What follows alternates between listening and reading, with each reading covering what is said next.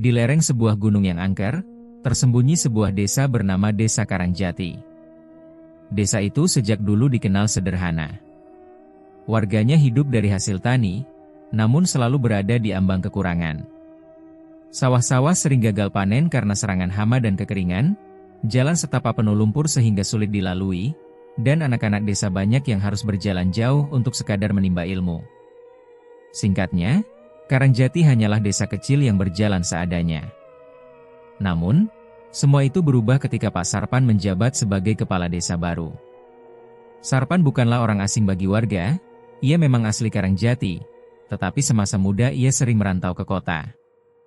Penampilannya sederhana, tubuhnya tambun, kulitnya legam terbakar matahari, dan sorot matanya tajam namun penuh wibawa.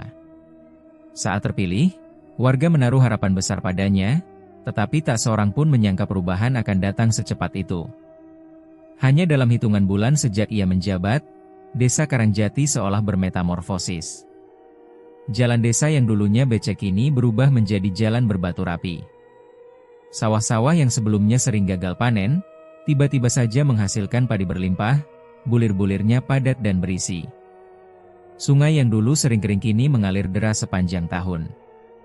Bahkan pasar desa yang tadinya sepi, mendadak ramai oleh pedagang dari luar. Warga dibuat kagum, sekaligus bingung. Bagaimana mungkin desa sekecil Karangjati bisa berubah sepesat itu? "Pak Lurah, kita memang beda," ucap Pak Mantri, seorang petani tua, sambil menyalakan rokok lobot di pos ronda. "Baru menjabat sudah bisa bikin sawah kita subur lagi. Hama pun hilang entah kemana." Yang lain menimpali dengan nada kagum.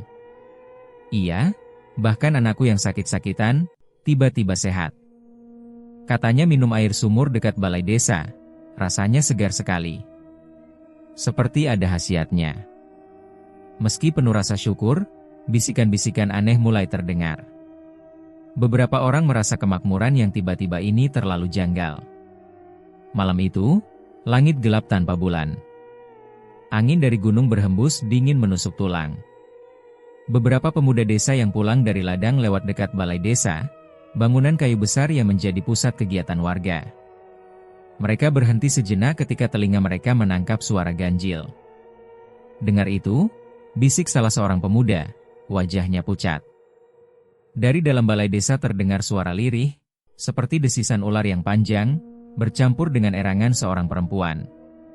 Suara itu naik turun, kadang lirih, kadang keras, membuat bulu kuduk meremang. "Ah, mungkin cuma suara angin," ucap yang lain, meski matanya tak bisa menyembunyikan rasa takut. Namun, semakin mereka mendengarkan, semakin jelas bahwa itu bukan angin. Suara itu terlalu nyata, terlalu hidup, seperti sesuatu yang sedang terjadi di dalam ruangan. Mereka saling berpandangan, lalu buru-buru mempercepat langkah, enggan berlama-lama di dekat balai desa. Keesokan harinya, kabar tentang suara aneh itu tersebar dari mulut ke mulut. "Aku dengar sendiri," kata seorang perempuan paruh-baya pada tetangganya. Seperti ular mendesis, lalu ada suara perempuan mendengung, "Astagfirullah, jangan-jangan ada setan." Sebagian warga mencoba menepis dengan logika. Mungkin itu hanya suara binatang. Balai desa kan dekat hutan. Namun bisikan lain mulai menyusup, jangan-jangan ada sesuatu yang gaib di balik kemakmuran mendadak desa ini. Meski begitu, tak ada seorang pun yang berani menanyakan langsung pada Pak Sarpan. Kepala desa baru itu terlalu disegani. Ia selalu tampil meyakinkan, memberi pidato penuh semangat di hadapan warga, menjanjikan pembangunan yang lebih besar lagi. Senyumnya lebar, suaranya lantang, seakan semua keberhasilan ini murni karena kerja keras dan doa. Namun di balik itu, beberapa orang tua desa merasa ada yang tak beres. Mereka sering duduk termenung di teras rumah, menatap ke arah balai desa dengan raut muram. Mbah Wiryo, tetua paling dihormati di Karangjati, pernah bergumam pelan saat berbicara pada menantunya. "Tidak ada rezeki jatuh dari langit begitu saja tanpa sebab. Hati-hati, aku mencium bau perjanjian gaib." Kata-kata itu membuat orang-orang terdiam. Semakin lama, fenomena suara aneh itu menjadi pola. Hampir setiap malam Jumat Kliwon, warga yang kebetulan lewat atau sengaja mengintai, mendengar hal serupa. Desisan ular yang panjang, erangan perempuan, kadang disertai bunyi benda jatuh dan dentuman aneh dari dalam balai desa. Anehnya, pintu balai desa selalu terkunci rapat. Tak seorang pun boleh masuk setelah senja. Pak Sarpan bahkan memasang gembok besar dan melarang warga mendekat. Balai desa hanya untuk urusan resmi, katanya singkat, senyumannya kaku. Larangan itu justru menambah curiga. Mengapa balai desa yang seharusnya menjadi milik bersama, kini seakan menjadi wilayah pribadi kepala desa? Beberapa pemuda yang penasaran mencoba mengintip lewat celah dinding kayu pada malam Jumat Kliwon. Namun keberanian mereka hanya bertahan sebentar. Baru saja menempelkan mata, tiba-tiba terdengar suara desisan keras tepat di telinga, seperti ular raksasa siap menerkam. Mereka kabur ketakutan, tak pernah berani mengulanginya lagi. Seiring waktu, warga mulai belajar diam. Mereka tidak berani membicarakan suara itu terang-terangan. Hanya bisikan kecil di warung kopi, di sawah, atau saat ronda malam. Namun semakin mereka bungkam, semakin jelas bahwa desa ini menyimpan rahasia kelam. Kemakmuran yang seolah tak ada habisnya, sawah yang tak pernah gagal panen, sungai yang tak pernah kering, semuanya tampak indah di permukaan. Tapi di balik itu, ada rasa ngeri yang menekan dada setiap kali malam Jumat Kliwon tiba. Anak-anak kecil sering terbangun tengah malam, menangis tanpa sebab, seakan merasakan sesuatu yang menakutkan lewat di sekitar rumah. Para ibu bergegas menutup pintu rapat-rapat menjelang maghrib, tak berani membiarkan angin malam masuk. Sementara itu, Pak Sarpan tetap tampil tenang. Ia berjalan keliling desa dengan senyum meyakinkan, seakan tak ada yang aneh sama sekali. Setiap kali warga mencoba menyinggung soal suara-suara itu, ia hanya tertawa kecil. "Ah, kalian terlalu banyak mendengar bisikan gunung. Jangan mudah percaya hal-hal gaib. Yang penting, lihatlah desa kita sekarang, makmur, sejahtera, jauh lebih baik dari sebelumnya." Jawaban itu memang menenangkan sebagian warga. Tetapi bagi mereka yang pernah mendengar suara aneh dengan telinga sendiri, kata-kata itu justru terasa seperti pengalihan. Hingga akhirnya, nama desa Karangjati mulai dikenal ke desa-desa tetangga. Orang luar datang untuk berdagang, membeli hasil panen, bahkan ada yang ingin menetap. Mereka melihat Karangjati sebagai desa yang penuh berkah. Namun hanya warga asli yang tahu, bahwa setiap Jumat Kliwon malam, desa itu berubah. Dari balik balai desa yang terkunci, suara misterius terus terdengar, seakan ada sesuatu yang sedang berlangsung di dalam. Sesuatu yang tidak boleh dilihat mata manusia. Dan di dalam hati kecil mereka, satu pertanyaan selalu menghantui. Apa yang sebenarnya dilakukan Pak Sarpan di dalam balai desa setiap malam Jumat Kliwon itu? Malam itu masih lekat dalam ingatan Pak Sarpan. Malam ketika ia baru saja resmi dilantik menjadi kepala desa Karangjati. Warga merayakannya dengan pesta kecil, tumpeng, dan gamelan sederhana di balai desa. Semua orang tersenyum, menaruh harapan besar pada pemimpin baru mereka. Namun, jauh di lubuk hatinya, Sarpan merasa beban berat menghantui.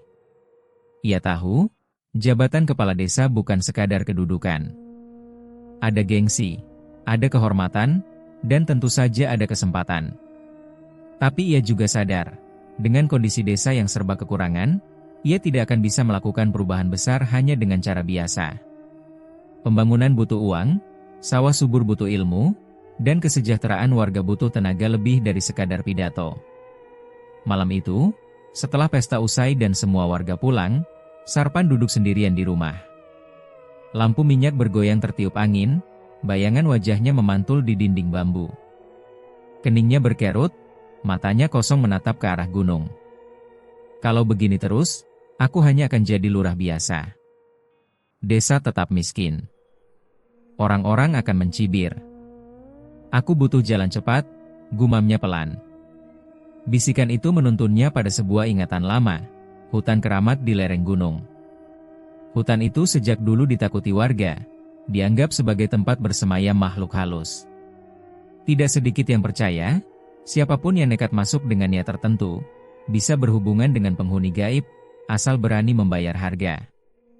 Dengan tekad bulat, malam itu juga Sarpan melangkah. Ia membawa dupa, kemenyan, dan sebotol arak, berjalan menembus gelap malam menuju hutan keramat. Angin gunung berdesir pelan, suara jangkrik bercampur dengan lolongan anjing jauh di desa. Setiap langkahnya terasa berat, namun nafsu akan kekuasaan mendorongnya untuk terus maju. Sesampainya di tepi hutan, ia berhenti. Kabut tipis menggantung rendah, menutupi pepohonan tua yang berdiri seperti penjaga.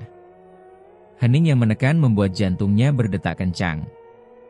Namun ia sudah memutuskan, tidak ada jalan kembali. Kalau memang ada penunggu, tunjukkan dirimu, bisik Sarpan sambil menyalakan dupa. Asap tipis mengepul, membawa aroma getir menusuk hidung. Tak lama, dari balik kabut, muncul seorang dukun tua. Tubuhnya kurus bongkok, janggutnya putih acak-acakan, matanya redup tapi tajam. Jubah hitam lusuh membalut tubuhnya, dan ia membawa tongkat kayu hitam yang ujungnya terikat kain merah. "Kau datang juga?" Suara sang dukun serak, namun jelas. "Aku sudah menunggumu, Sarpan." Sarpan terperanjat. "Kau tahu namaku?"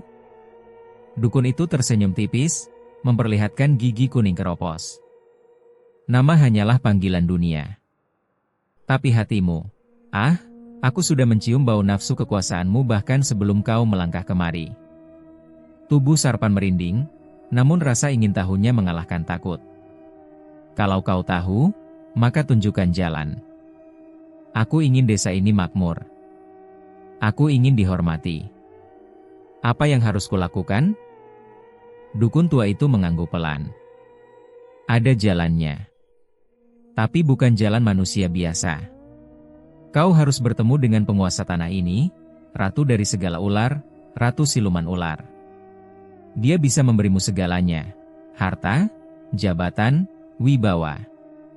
Tapi ingat, semua ada harga yang harus dibayar."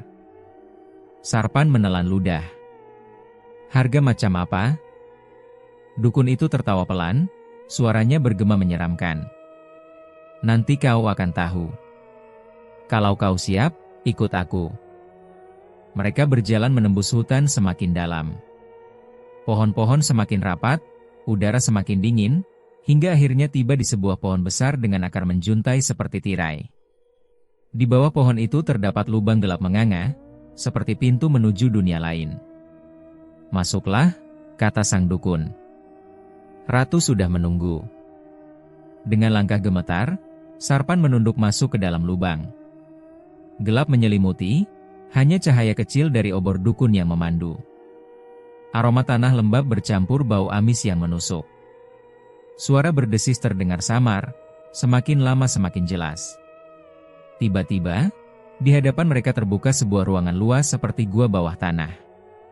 Dindingnya dipenuhi ukiran ular yang seolah hidup, lidahnya menjulur dan matanya berkilau merah. Di tengah gua, terdapat singgasana batu hitam, dan di atasnya duduk sosok yang membuat Sarpan tertegun. Seorang wanita cantik luar biasa. Rambut panjang hitam menjuntai hingga ke lantai, kulitnya pucat berkilau seperti sisik, dan matanya tajam berwarna hijau zamrud. Di kepalanya bertengger mahkota dari emas berbentuk ular melingkar.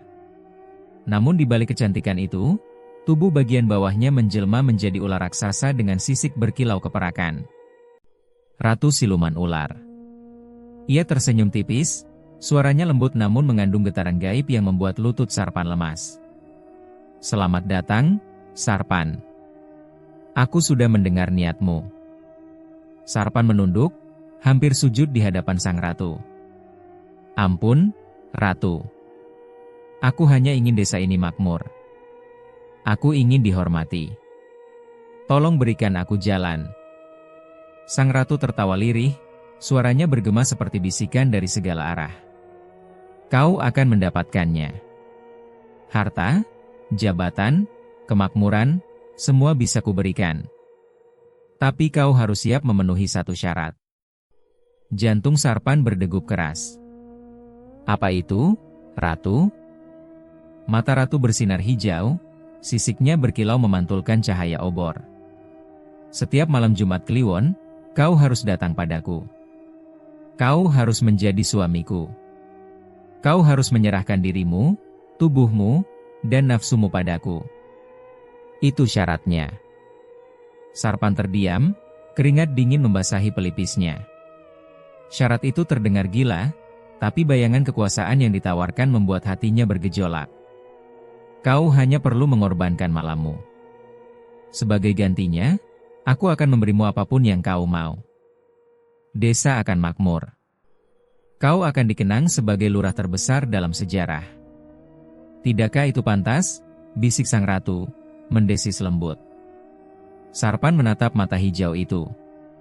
Di sana ia melihat kekuasaan, kemewahan, dan kemegahan yang tak mungkin ia raih dengan cara biasa. Nafsu dalam dirinya berteriak, menyingkirkan sisa-sisa logika. Dengan suara bergetar ia berkata, Aku setuju. Begitu kata itu terucap, gua bergetar. Suara desisan ular terdengar di segala penjuru, seperti ribuan ular bersorak. Sang ratu bangkit dari singgasananya, tubuh bawahnya yang berupa ular melata mendekat, melilit perlahan di kaki Sarpan. Dingin sisiknya membuat tubuh Sarpan gemetar. Ratu mendekatkan wajahnya, senyumnya menakutkan namun memesona. Mulai malam ini, kau adalah milikku. Jangan pernah mencoba lari, karena darahmu sudah terikat dengan kerajaan bawah tanah ini. Tubuh Sarpan gemetar hebat, antara takut dan terbuai. Ia tahu, sejak malam itu, hidupnya tidak akan pernah sama lagi. Malam itu, langit gelap tanpa bintang. Angin gunung berhembus kencang, membawa hawa dingin yang membuat kulit merinding. Desa Karangjati tampak sunyi, hanya suara anjing melolong sesekali yang memecah keheningan. Namun di balik sunyi itu, warga tahu, malam Jumat Kliwon bukanlah malam biasa. Sejak Pak Sarpan menjabat, balai desa selalu terkunci rapat setiap malam Jumat Kliwon. Tidak ada kegiatan, tidak ada ronda, bahkan rapat pun tak pernah dijadwalkan. Semua warga paham, tempat itu bukan untuk mereka pada malam keramat tersebut. Mereka hanya bisa berdiam di rumah, menutup pintu, menyalakan lampu minyak, dan berdoa dalam hati agar malam cepat berlalu. Namun, bisikan penasaran selalu muncul. Apa sebenarnya yang terjadi di dalam balai desa? Mengapa setiap kali malam Jumat Kliwon, suara-suara ganjil terdengar dari sana? Malam itu, 3 pemuda desa, Bardi, Kasan, dan Timo, nekat mendekat. Mereka bertiga dikenal sebagai anak muda yang keras kepala, lebih sering menghabiskan waktu nongkrong di pos ronda daripada membantu orang tua di ladang. Dengan keberanian yang bercampur rasa ingin tahu, mereka melangkah perlahan ke arah balai desa. Kalau kita tidak tahu apa yang sebenarnya terjadi, kita akan terus dihantui, bisik Bardi sambil menyalakan rokok. Kasan menelan ludah, matanya melirik ke arah bangunan kayu yang berdiri tegak di tengah desa. Tapi kalau ketahuan Pak Lurah, bisa-bisa kita diusir dari desa. Timo, yang paling muda, hanya diam. Wajahnya tegang, namun kakinya tetap melangkah. Ia merasa ada sesuatu yang harus ia saksikan malam itu, meski jantungnya berdetak tak karuan. Mereka bersembunyi di balik pohon waru besar di seberang balai desa. Dari celah batang kayu, mereka menatap bangunan itu. Lampu minyak di dalam menyala temaram, membuat bayangan bergerak-gerak di balik dinding. Lalu, suara itu terdengar. SSS hahaha, SSS hahaha. Suara desisan ular yang panjang, bercampur dengan erangan rendah seorang perempuan. Suara itu begitu jelas, seakan keluar dari dasar bumi, lalu mengisi setiap celah dinding balai desa. Bulu kuduk mereka meremang serentak. Bardi spontan mematikan rokoknya, menahannya agar tidak jatuh dan menimbulkan suara. Ya Allah, bisik Timo, wajahnya pucat. Dari balik celah papan dinding yang renggang, mereka mengintip. Apa yang terlihat membuat perut mereka mual dan kaki mereka nyaris lumpuh. Di tengah ruangan gelap, Pak Sarpan berdiri dengan tubuh telanjang dada. Keringat membasahi kulitnya, napasnya terengah. Di sekelilingnya, asap dupa mengepul pekat. Dan dari kegelapan, muncul seekor ular raksasa dengan tubuh sebesar pohon kelapa. Sisiknya berkilau kehijauan. Ular itu melata mendekat, lidahnya menjulur cepat, mengeluarkan desisan panjang. Tanpa perlawanan, Sarpan membuka tangannya. Ular itu melilit tubuhnya perlahan, dari kaki, pinggang, hingga dada. Sarpan menggertakkan gigi, menahan rasa sakit sekaligus ekstasi aneh yang merambat di tubuhnya. Lalu keajaiban mengerikan itu terjadi, tubuh ular perlahan berubah. Lilitan keras itu melembut, sisiknya mencair menjadi kulit putih pucat, dan dari wujud ular itu, muncul sosok wanita cantik bermahkota emas berbentuk ular. Rambutnya panjang menjuntai, matanya bersinar hijau, bibirnya tersenyum memikat namun menyeramkan. Ratu Siluman Ular. Ia menempelkan wajahnya pada Sarpan, erangannya panjang, suara mendesis bercampur dengan tawa lirih. Pak Sarpan memejamkan mata, seakan tenggelam dalam pelukan gaib itu. Bardi menutup mulutnya, menahan teriakan. Kasan menggenggam tanah hingga tangannya kotor. Sementara Timo, yang paling muda, matanya membelalak, tak mampu mengalihkan pandangan dari pemandangan itu. Ritual terus berlangsung. Sang ratu menari dengan gerakan aneh, kadang tubuhnya kembali berubah sebagian menjadi ular, melilit Sarpan lebih erat. Erangan perempuan menggema, bercampur dengan desisan ular yang membuat udara bergetar. Asap dupa semakin pekat, menyelimuti ruangan dalam kabut tipis. Di sudut ruangan, Bardi melihat sesuatu yang membuatnya ingin muntah. Sebuah mangkuk tanah liat berisi cairan merah pekat. Baunya menyengat, jelas bukan darah hewan biasa. Di sekeliling mangkuk, terdapat potongan kain yang tampak seperti milik warga desa.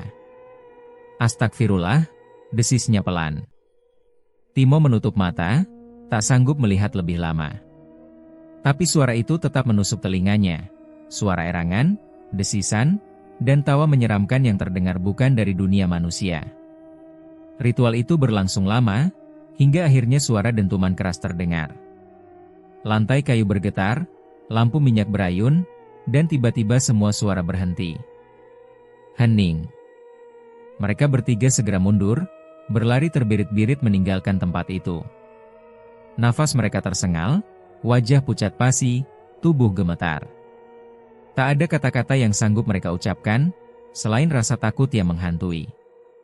Sejak malam itu, mereka bertiga sepakat untuk tidak pernah menceritakan pada siapapun apa yang mereka lihat. Bardi berkata dengan suara parau, "Kalau kita buka mulut, kita bisa mati. Kau lihat sendiri, itu bukan manusia. Itu bukan hal yang boleh diketahui orang biasa." Kasan mengangguk cepat, masih gemetar. Timo hanya bisa terdiam, matanya kosong menatap tanah. Sejak malam itu, ia jarang berbicara. Hanya duduk di rumah, menatap kosong keluar jendela, seakan jiwanya masih terperangkap di dalam balai desa. Namun rahasia itu tidak berhenti pada mereka saja. Bisikan terus menyebar, meski samar. Warga yang berani lewat dekat balai desa setiap Jumat Kliwon bersumpah mendengar suara-suara aneh itu. Dan meski mereka tak pernah tahu apa yang terjadi di dalam, mereka yakin, ritual gaib sedang berlangsung. Ritual yang hanya diketahui Pak Sarpan dan makhluk yang dipanggilnya. Ritual yang menjadi rahasia kelam desa Karangjati. Dan satu hal yang dipahami warga dengan jelas, rahasia itu tidak boleh bocor pada siapapun. Kemakmuran desa Karangjati semakin terasa. Panen padi melimpah, sungai penuh ikan, dan tanah yang tadinya tandus tiba-tiba bisa ditanami apa saja. Warga semakin memuja Pak Sarpan, kepala desa yang dianggap membawa berkah. Namun, di balik wajahnya yang selalu tersenyum, ada kegelisahan yang tak bisa ia tunjukkan kepada siapapun. Perjanjian dengan Ratu Siluman Ular tidak berhenti hanya pada ritual Jumat Kliwon. Sang ratu mulai menuntut lebih. Malam itu, setelah ritual usai, Sarpan terduduk lemas di balai desa. Asap dupa masih menggantung, dan di hadapannya sang ratu menatap dengan sorot mata dingin. "Perjanjian kita sudah berjalan," bisik sang ratu dengan suara mendesis. "Tapi untuk memperkuat ikatan, aku butuh tumbal manusia." Sarpan tercekat. "Tumbal manusia?" "Ya," jawab sang ratu singkat. "Nyawa manusia adalah persembahan tertinggi. Dengan darah mereka, kuasa ini akan mengakar lebih dalam. Desa ini akan makmur lebih lama, dan kekuasaanmu akan semakin kokoh. Jangan ragu, Sarpan. Bukankah itu yang kau mau? Keringat dingin membasahi pelipisnya. Pikiran tentang kemakmuran desa, tentang dirinya yang dielu-elukan, beradu dengan rasa takut. Ia tahu, menolak bukanlah pilihan. Nafsu kekuasaan yang sudah terlanjur ia peluk menutup jalan kembali. Siapa yang harus jadi korban? Suaranya gemetar. Sang ratu tersenyum samar, bibir merahnya tampak menyeramkan. Aku tak peduli siapa. Yang penting muda, segar, dan darahnya kuat. Beberapa hari setelah itu, kabar mengejutkan mengguncang desa. Seorang pemuda bernama Jatmiko hilang secara misterius. Jatmiko dikenal sebagai pemuda rajin, anak tunggal dari keluarga sederhana. Ia sehari-hari membantu ayahnya menebang bambu di tepi hutan. Pada suatu sore, ia pamit untuk mencari kayu bakar di dekat sungai. Namun malam datang, ia tak juga pulang. Keesokan paginya, warga menemukan pakaiannya tergeletak di tepi sungai. Basah kuyup, berlumuran darah. Namun tubuh Jatmiko tidak ada, seakan lenyap di telan bumi. Tangis ibunya pecah, meraung histeris di pinggir sungai. Ayahnya berlari-lari menyusuri tepian, berharap menemukan jejak. Namun yang ada hanya tanah basah, bekas seretan aneh, dan bau amis yang menusuk. Seperti ada sesuatu yang menyeretnya ke dalam air, ujar salah seorang warga dengan wajah pucat. Orang-orang berbondong-bondong mencari, namun hasilnya nihil. Tak ada tubuh, tak ada jejak kaki, hanya pakaian berdarah yang tersisa. Suasana duka meliputi desa. Warga bergantian datang ke rumah keluarga Jatmiko, memberi penghiburan. Namun di sela-sela tangisan, muncul bisikan-bisikan. Aneh sekali, anak itu hilang begitu saja. Jangan-jangan dimakan buaya? Buaya? Di sungai ini tak pernah ada buaya sebesar itu. Lagi pula kenapa hanya pakaiannya yang tertinggal? Semakin lama, bisikan itu berubah menjadi firasat buruk. Orang-orang mulai merasa ada sesuatu yang lebih gelap daripada sekadar kecelakaan. Di balik semua kegaduhan itu, Pak Sarpan tetap tampil tenang. Ia datang ke rumah keluarga Jatmiko, ikut menyampaikan belasungkawa, bahkan membantu biaya tahlilan. Warga semakin menaruh hormat padanya. Namun hanya ia yang tahu kebenarannya. Malam sebelum Jatmiko hilang, Sarpan sudah mendapat isyarat dari sang ratu.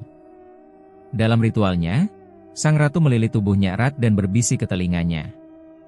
Besok malam, bawalah dia. Pemuda yang lewat di tepi sungai. Aku sudah menandainya. Dan benar saja, saat Jatmiko lewat dengan kayu bakarnya, Sarpan sudah menunggu dalam gelap. Dengan mantra yang diajarkan dukun tua, ia memanggil bayangan gaib dari sungai. Sosok ular besar muncul dari air, melilit Jatmiko dalam sekejap.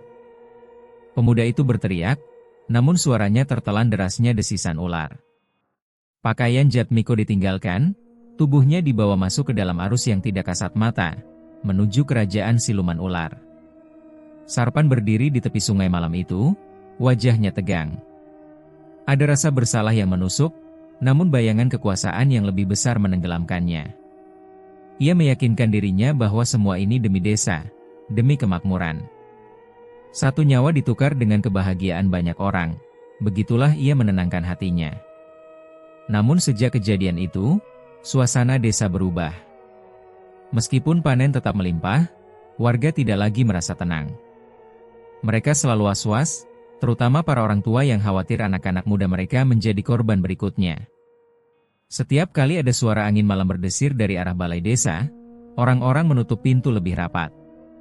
Setiap kali ada bayangan melintas di sungai, orang-orang buru-buru lari menjauh. Di hati kecil mereka, semua merasa, kemakmuran ini punya harga. Dan harga itu adalah nyawa manusia. Tetapi siapa yang berani bicara?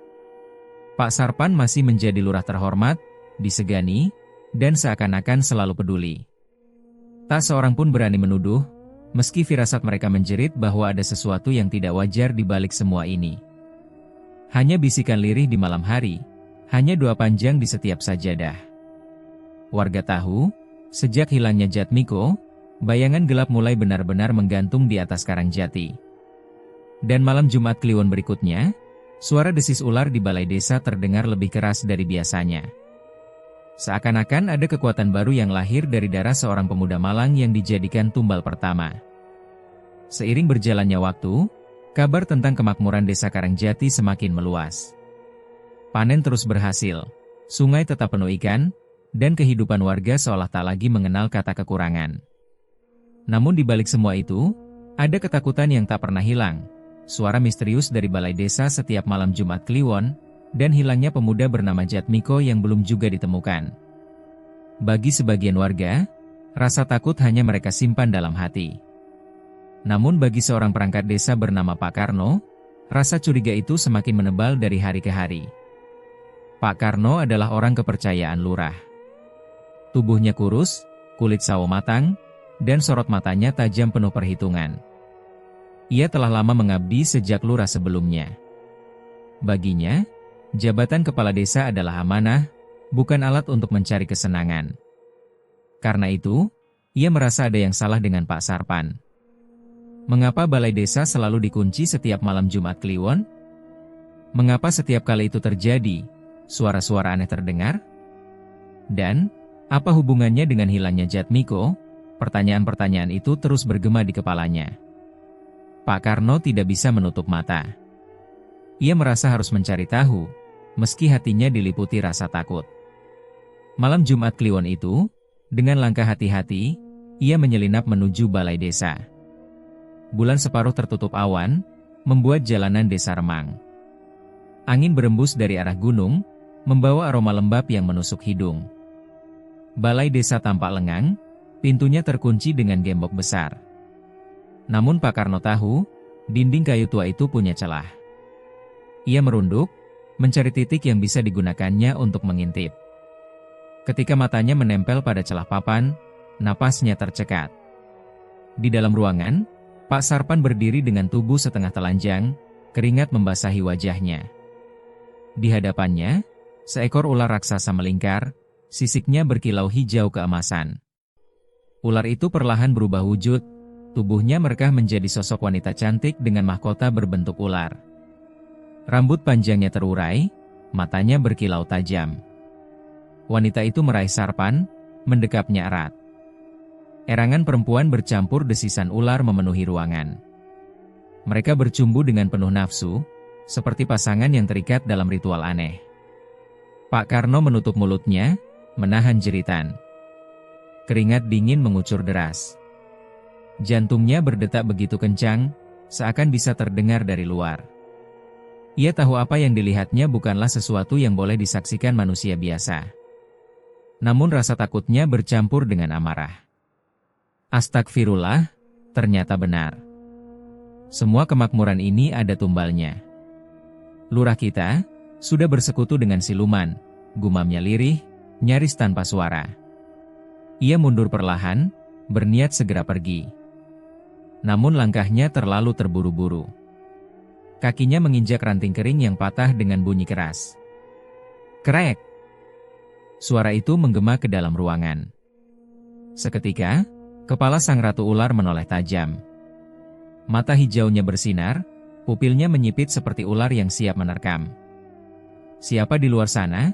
Desisnya, suara lirih tapi menusuk hingga ke tulang. Pak Karno membeku.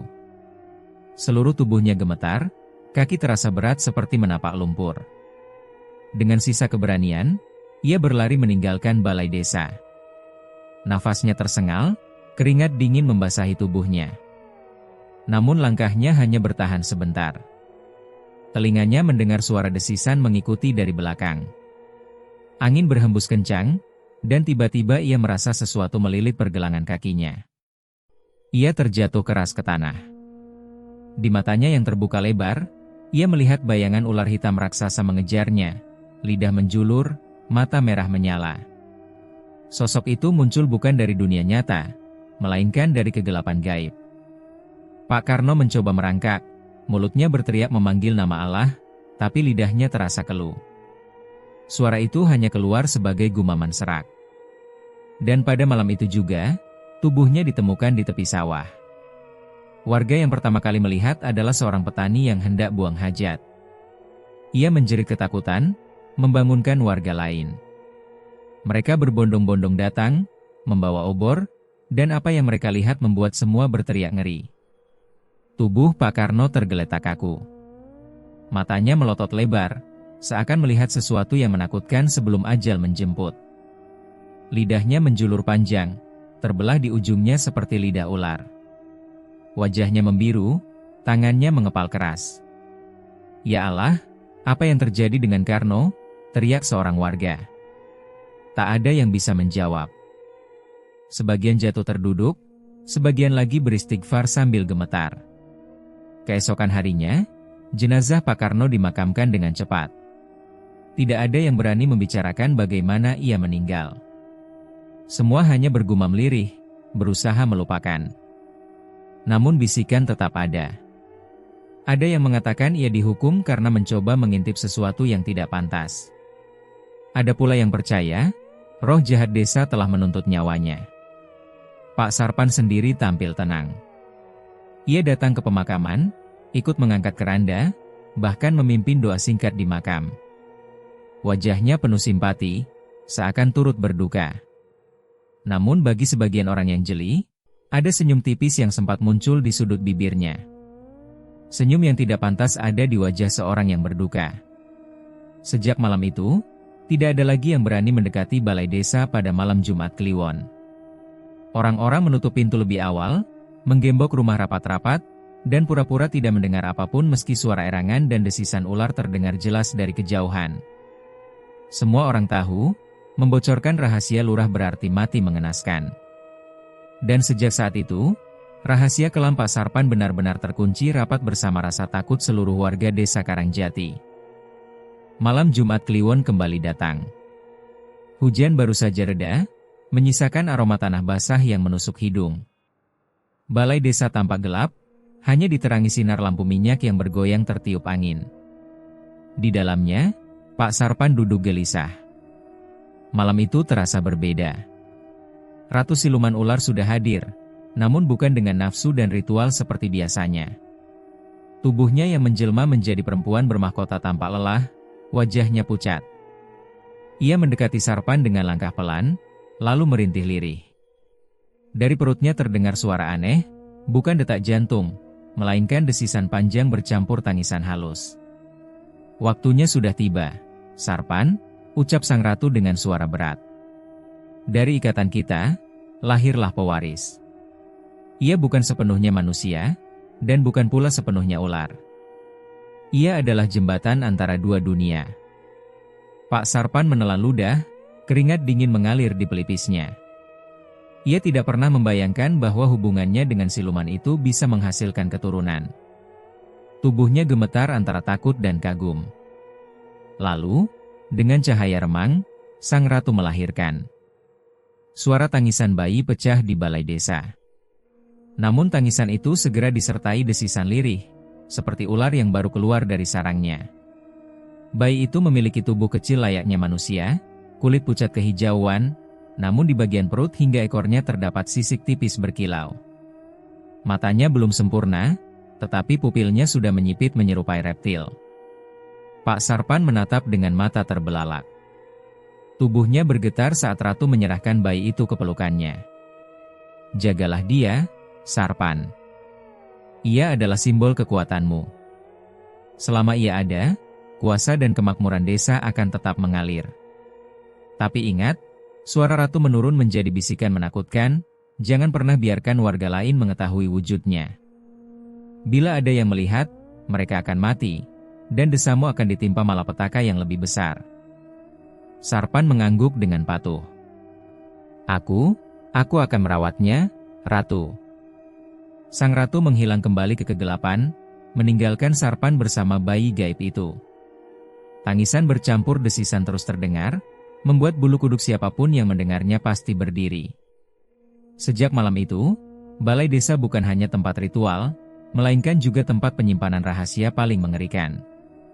Di ruang bawah tanah yang lembab dan gelap, Pak Sarpan menaruh bayi itu dalam sebuah kotak besar beralaskan kain putih dan tikar pandan. Hari-hari berikutnya, warga desa mulai resah. Sesekali mereka mendengar suara bayi menangis dari arah balai desa.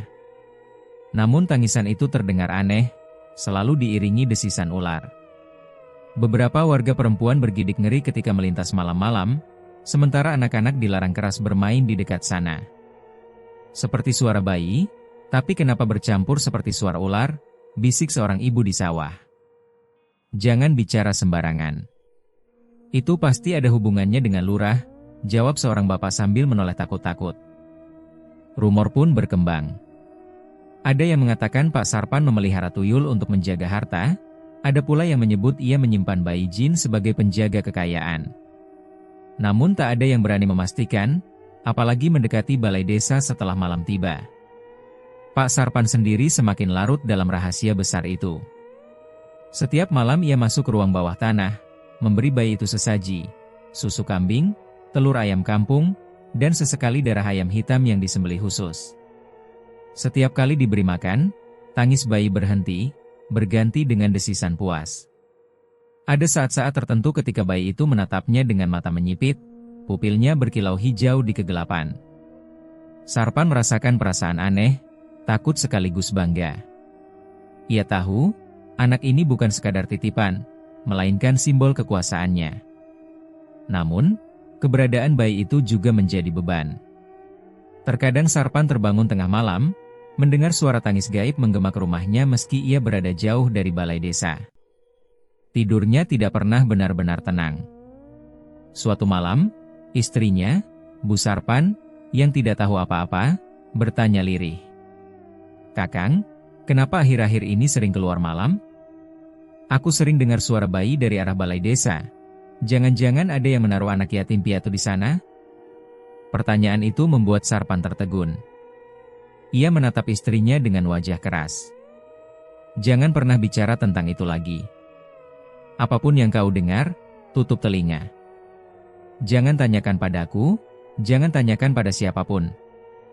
Istrinya terdiam ketakutan. Sejak malam itu, ia tak pernah berani lagi menyinggung soal suara bayi. Waktu berlalu, dan bayi gaib itu tumbuh lebih cepat daripada anak manusia biasa. Dalam hitungan bulan, tubuhnya sudah sebesar anak usia 3 tahun. Ia bisa merangkak, bahkan berjalan, meski gerakannya aneh, kadang seperti melata, kadang seperti melompat. Suaranya semakin jelas, campuran tangisan anak kecil dengan desisan ular yang menyeramkan. Beberapa perangkat desa yang tak sengaja mendengar suara itu mulai ketakutan. Mereka saling menatap, ingin membicarakan, namun trauma kematian Pak Karno masih membekas. Tak seorang pun berani membuka mulut. Pada suatu malam, seorang pemuda bernama Warto yang sedang ronda, nekat mendekat ke balai desa. Dari balik jendela, ia mendengar suara tawa kecil bercampur desis lirih. Rasa penasaran membuncah. Ia mengintip sebentar, dan hampir saja menjerit ketika melihat sepasang mata hijau menyala dari kegelapan bawah tanah. Warto lari tunggang langgang, wajahnya pucat pasi. Namun ia tidak berani menceritakan apa yang dilihatnya. Hanya tubuhnya yang terus menggigil setiap kali mengingat tatapan mata itu. Keberadaan anak siluman ini membuat desa semakin dicekam misteri. Warga merasa kemakmuran yang mereka nikmati bukanlah berkah, melainkan hutang besar pada kekuatan gaib. Namun bagi Pak Sarpan, meski dihantui rasa takut, ia percaya selama anak itu hidup, kekuasaannya akan tetap kokoh. Maka, ia menjaga rahasia itu dengan segenap tenaga. Balai desa kini bukan hanya pusat pemerintahan, melainkan sarang kegelapan yang menyimpan keturunan siluman. Tangisan bercampur desisan terus terdengar dari dalam, menjadi pengingat bahwa di balik kemakmuran desa Karangjati, ada darah, kutukan, dan ancaman yang setiap saat bisa meledak. Anak itu bukan sekadar titipan. Ia adalah anak haram siluman, simbol kekuatan, namun juga benih kehancuran yang perlahan menunggu waktunya untuk bangkit. Suasana desa Karangjati yang semula penuh canda tawa lambat laun berubah muram. Dalam setahun terakhir, lebih dari 3 orang warga menghilang tanpa jejak. Pertama Jatmiko, pemuda tangguh yang sering membantu di sawah. Lalu seorang pedagang keliling yang biasa singgah di desa. Terakhir, seorang anak gadis belia yang baru saja beranjak remaja. Warga mencoba menutupi keresahan mereka dengan doa dan kerja sehari-hari. Namun bisikan itu terus menyebar, Lurah Sarpan menukar nyawa warga demi mempertahankan jabatannya. Desas-desus itu tak bisa lagi dibungkam. Malam-malam ronda dipenuhi cerita mistis. Orang-orang berbicara pelan, takut jika ada telinga yang menguping. Tetapi ketakutan bercampur dengan amarah, dan amarah lambat laun berubah menjadi dendam. Kalau begini terus, siapa tahu besok giliran kita yang hilang, kata Warto, pemuda yang dulu pernah melihat sepasang mata hijau menyala dari dalam balai desa. Wajahnya pucat, matanya sayu, tetapi suaranya penuh kegelisahan. Orang-orang yang mendengar hanya terdiam, saling berpandangan. Mereka tahu Warto benar. Di tengah keresahan itu, muncul seorang tokoh agama yang disegani, Kiai Soleh, seorang ulama sepuh berusia 60-an. Jenggot putihnya panjang, wajahnya keriput namun sorot matanya tajam penuh wibawa. Ia sudah lama mengaji anak-anak desa dan memimpin doa saat kenduri. Melihat desa yang semakin terhimpit rasa takut, Kiai Soleh akhirnya angkat bicara. Warga Karangjati, katanya dalam sebuah pertemuan sederhana di surau, aku tahu ada yang salah di desa ini. Allah tidak mungkin memberi kemakmuran dengan mengorbankan nyawa. Apa yang kita lihat bukanlah berkah, melainkan tipu daya. Suasana surau mendadak hening. Orang-orang menunduk, sebagian gemetar, sebagian lagi mengangguk setuju. Aku mendengar bisikan bahwa lurah telah menjalin perjanjian dengan makhluk gaib. Jika itu benar, maka harus dihentikan. Jika tidak, desa ini akan hancur perlahan. Kata-kata Kiai Soleh bagai percikan api di tengah tumpukan jerami kering. Warga yang semula diam mulai bangkit, rasa takut berubah menjadi keberanian yang dipacu amarah. Mereka tak ingin lagi menjadi korban bisu. Malam Jumat Kliwon dipilih sebagai waktu untuk menghadapi kegelapan itu. Kiai Soleh memimpin doa, mengajarkan ayat-ayat perlindungan, dan membagikan air doa pada setiap warga yang ikut serta. Obor dinyalakan, parang dan kayu runcing dibawa. Mereka tahu lawan mereka bukan manusia, namun keberanian tetap dibutuhkan. Saat malam tiba, rombongan warga bergerak menuju balai desa. Langkah kaki mereka berat, tapi doa bergema di bibir. Balai desa tampak gelap, angin berembus kencang membawa bau anyir seperti darah basi. Kiai Soleh berdiri paling depan. Tangannya menggenggam tasbih, mulutnya tak berhenti melafalkan doa. Bismillah, jangan takut. Selama kita bersama, Allah bersama kita, katanya tegas. Namun begitu pintu balai desa didobrak, udara mendadak berubah dingin. Dari dalam ruangan terdengar suara desisan panjang, keras, menusuk telinga. Warga yang ikut serta langsung bergidik, sebagian mundur selangkah.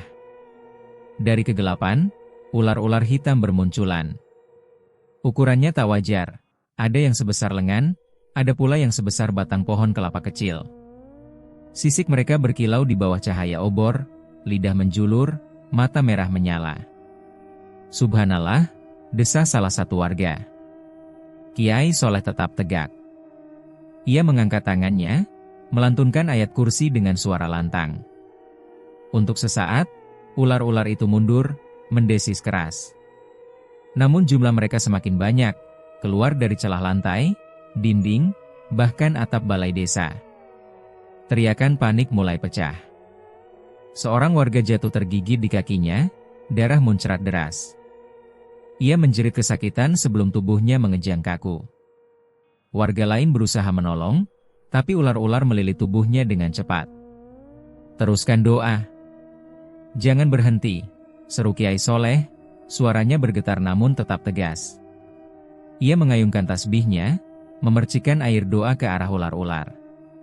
Beberapa mendesis kesakitan, tubuh mereka melepuh lalu hancur menjadi asap hitam. Tetapi jumlah ular terus bertambah, seakan balai desa adalah sarang mereka yang tak pernah habis. Pak Sarpan, yang entah sejak kapan muncul di ambang pintu, menatap semua itu dengan wajah dingin. Senyum tipis terlukis di bibirnya. "Kalian pikir bisa menghentikan perjanjian ini?" katanya dengan suara yang menggema, setengah manusia, setengah gaib.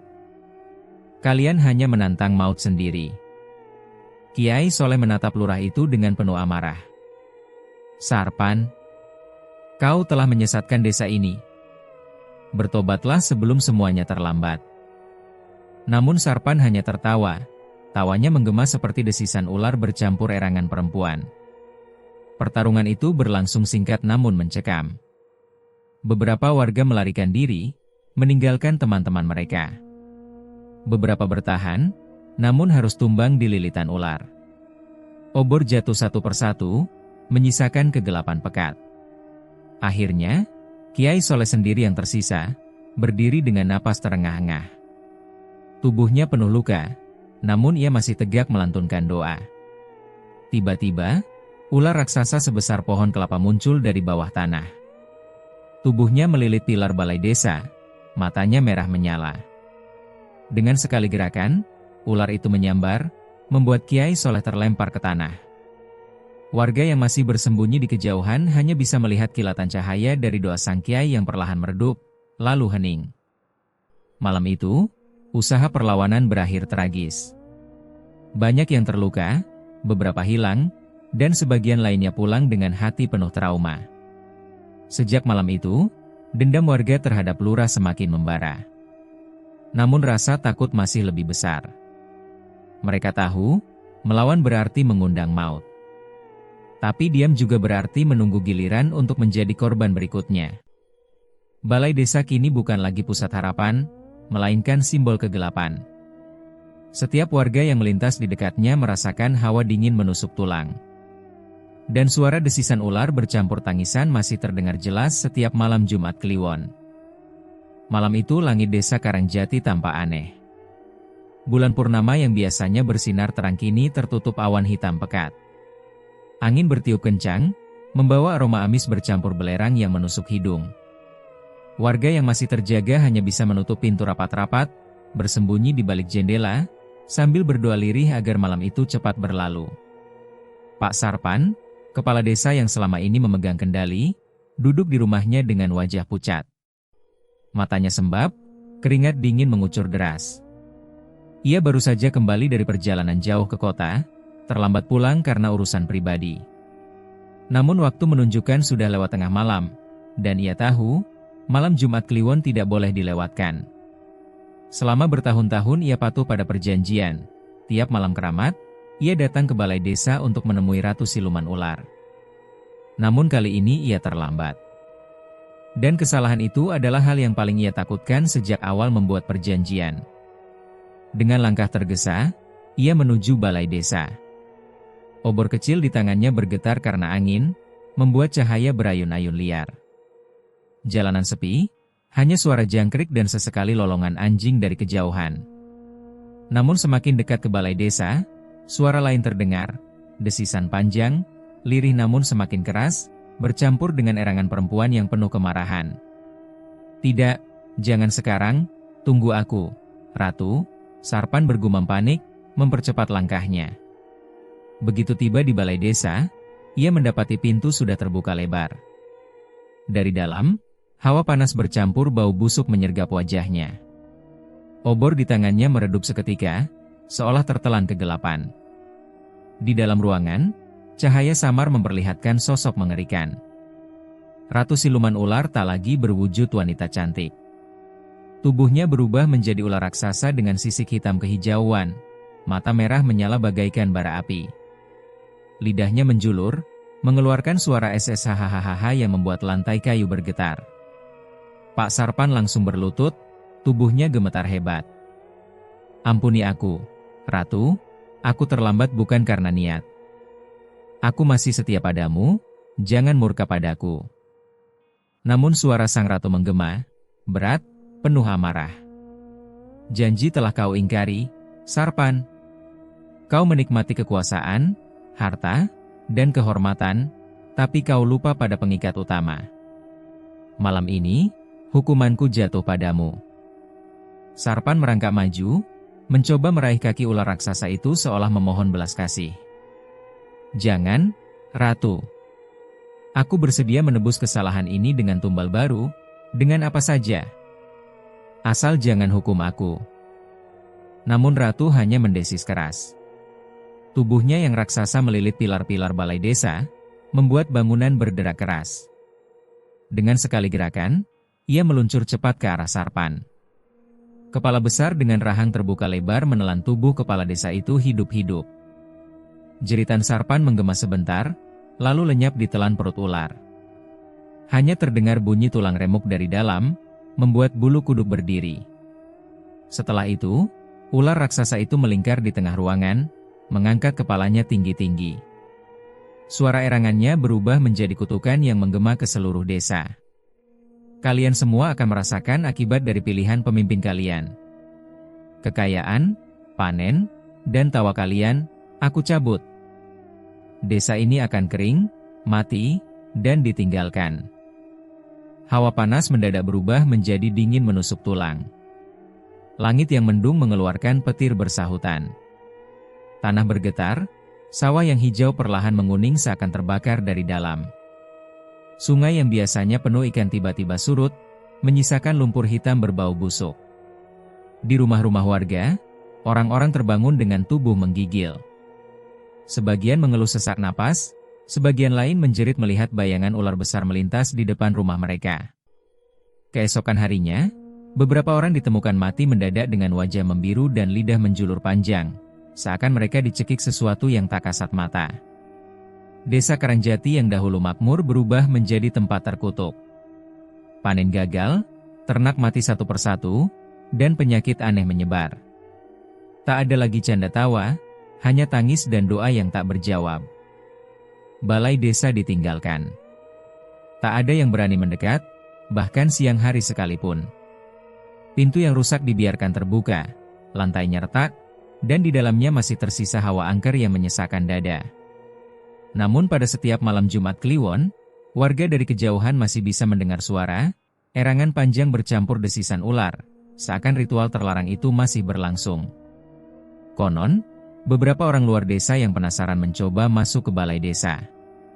Ada yang ingin membuktikan kebenaran cerita, ada pula yang ingin mencari harta karun peninggalan lurah. Namun tak satupun kembali dengan selamat. Ada yang ditemukan tewas dengan tubuh membiru, ada pula yang hilang tanpa jejak. Bagi warga Karangjati yang tersisa, semua itu menjadi pelajaran pahit. Mereka menanggung dosa karena membiarkan keserakahan seorang pemimpin membawa kutukan besar. Desa itu perlahan ditinggalkan, berubah menjadi lahan kosong yang penuh kenangan kelam. Hanya cerita yang tersisa, diwariskan dari mulut ke mulut, kisah seorang lurah bernama Sarpan yang bersekutu dengan ratu siluman ular demi harta dan tahta. Kisah tentang anak haram siluman yang pernah merintih di ruang bawah tanah. Dan kisah kutukan yang menghancurkan desa. Hingga kini, siapapun yang melewati reruntuhan balai desa pada malam Jumat Kliwon bersumpah mendengar suara desisan ular bercampur erangan perempuan, seakan perjanjian itu belum pernah benar-benar berakhir.